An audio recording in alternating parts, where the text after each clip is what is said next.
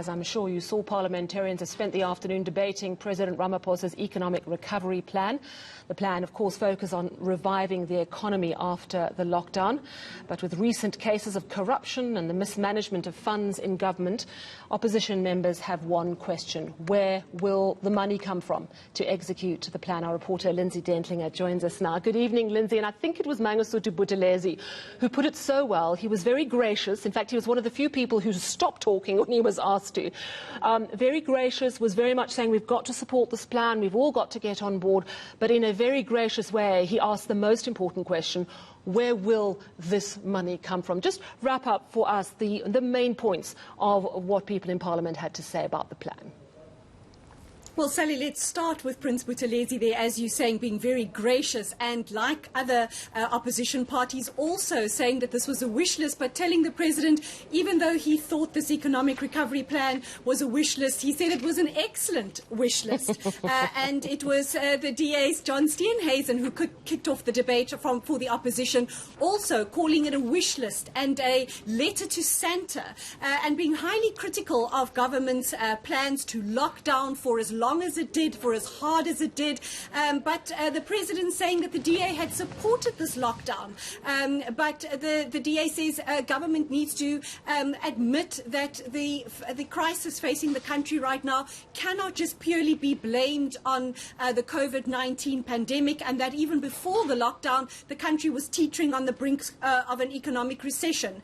So it was disingenuous, the DA's John Steenhuisen said, was to blame the situation we find ourselves in purely on the pandemic. But let's take a listen to his response to the plan, as I said, calling it a wish list and a letter to Santa. But here is the other problem. This isn't a plan. A plan has a list of steps. A plan has details of resource allocation, deliverables and timelines. This has none of these. It is a wish list of worthy intentions. This is a letter to Santa. This doesn't mean it's all bad, and it's in the plan. The auctioning of spectrum to bring down data cost is one of them.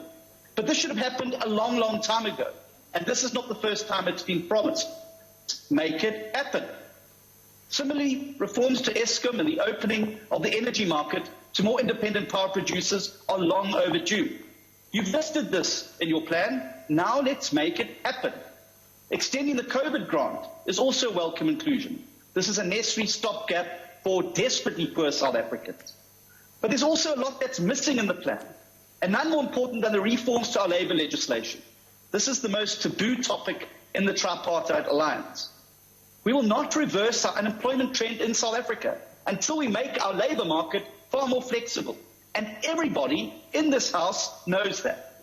Staying with jobs, the 100,000 opportunities in the public sector is not the solution we need either, and particularly not when the same plan speaks of cutting the public sector wage bill. Even for a letter to Santa, this makes absolutely no sense. That letter to Santa theme. It was interesting, the President did use the opportunity to actually address what John Steenhuisen said about the jobs issue, saying essentially if you're criticising it, we're not saying it's public works or private sector jobs. We're saying public works jobs, expanded public works, are going to tide people over until the private sector kicks in with these new projects.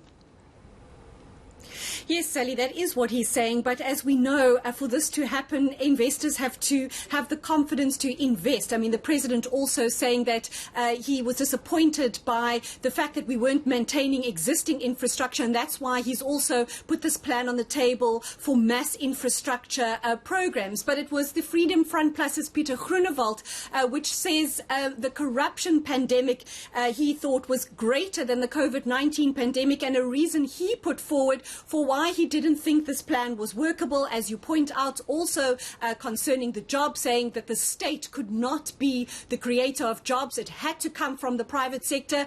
And he also criticized government for wanting to get private sector on board, wanting to create partnerships, but then saying government wants to be the project managers. And because of corruption, he says this is just not a viable solution. Government cannot expect to invite people in to form these partnerships, but then still want to be in charge. Let's take a listen to what his response to the President.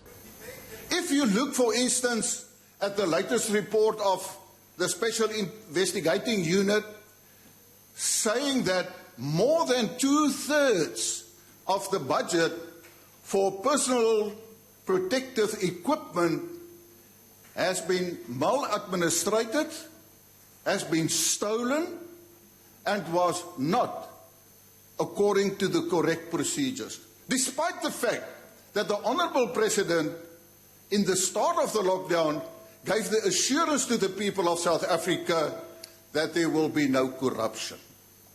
So the corruption disease, the corruption pandemic is even worse than the COVID-19 pandemic. Thirdly, I want to say, Honourable Speaker, is because of the incorrectly poor management from the Honourable President and the ANC government of the COVID-19 pandemic. And you know, Lindsay, it was interesting with Peter Groenewald. He went on and said in Afrikaans words to the effect of that Cyril Ramaphosa is stuck in an ideology of socialism and communism. But then earlier, the EFF's Floyd Shivambu was basically saying that the president is kowtowing to white monopoly capital. I was wondering if both are right, or if it's a classic case of the president trying to please everyone and actually pleasing no one. Well, Sally, I think this is a debate that rages across the spectrum when it comes to opposition parties and from critics generally, that President Ramaphosa is constantly fighting against the ideologies of the party. He was told in no uncertain terms that however grand his plans are, that he's surrounded by people who don't support those plans, that it's just an ideological bridge too far for them to do what's necessary when it comes to economic reform. And we see that quite often with the utterances from the finance minister, often saying politically unpopular things that just don't align with the ideologies of the ANC. And this is what opposition parties are telling him too, that he might have these grand plans, but he's going to battle to bring them to fruition because he's not surrounded by the people who support such the radical moves that are required to turn the economy around. But the president did respond to the EFF, especially on the land question. As you said, they criticised him, saying, what kind of economic recovery plan is this if it doesn't address the land question? And the president, in his response, saying, of course, that was at the centre of agricultural production, of people, of an inclusive economy, and it might not be spelled out in black and white, but that certainly he wasn't discounting the need for land reform. Well, thank you very much, Lindsay Dentlinger.